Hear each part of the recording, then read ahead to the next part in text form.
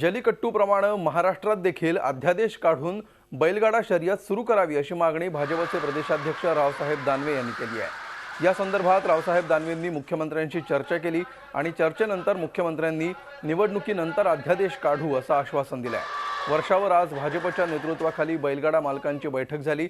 या बैठकीत आचारसंहिता सुरू असल्यामुळे या संदर्भात निर्णय घेणं योग्य होणार नाही, पण निवडणुकीनंतर अध्यादेश काढू असं मुख्यमंत्र्यांनी आदेश दिला अशी माहिती रावसाहेब दानवे यांनी दिली आहे।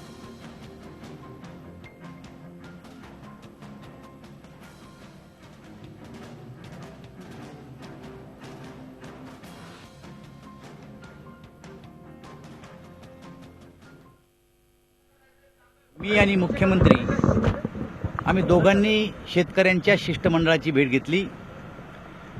तामिळनाडूमध्ये जलीकट्टूला जसं राज्य शासनाने एक अध्यादेश काढून त्या ठिकाणी परवानगी दिली, त्याच धर्तीवर महाराष्ट्रामध्ये सुद्धा अशा प्रकारची परवानगी द्यावी अशा प्रकारे शेतकऱ्यांच्या शिष्टमंडळाने त्या ठिकाणी मागणी केली। आणि याविषयी आपण अधिक माहिती घेऊया। आमचे प्रतिनिधी अमित जोशी सध्या आपल्या सोबत आहेत।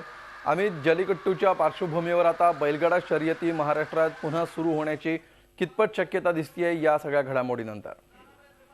ज्या प्रकारे आज बैठक झाली त्यावरून या प्रकारचा आदेश काढण्यासाठी राज्य सरकार किंवा खास करून मुख्यमंत्री निवडणुका संपल्यानंतर अध्यादेश काढतील किंवा या प्रकारच्या मुद्द्यावर चर्चा होऊन येणाऱ्या अधिवेशनमध्ये सुद्धा याबाबत काही निर्णय होऊ शकेल अशा प्रकारची चिन्ह दिसत आहेत। कारण हा मुद्दा ग्रामीण भागामध्ये अत्यंत महत्वाचा आहे आणि निवडणुकीच्या पार्श्वभूमीवर अशा प्रकारची बैठक होत एक प्रकारचं आश्वासन त्यांनी जे दिलंय किंवा शिष्टमंडळाने जे आश्वासन मिळवलंय त्याचा नक्कीच येणाऱ्या निवडणुकीमध्ये सुद्धा फायदा होणार आहे। त्याच्यामुळे दोन फायदे याचे सत्ताधाऱ्यांना होऊ शकतात।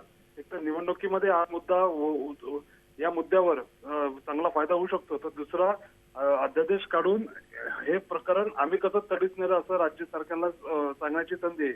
अर्थात याच्यावर राजकारण अजून तरी रंगलं नाहीये जेवढं आपण तामिळनाडूमध्ये रंगताना बघायला मिळालं। त्यामुळे सध्या तरी याच्यावर राजकारण होताना दिसत नाही।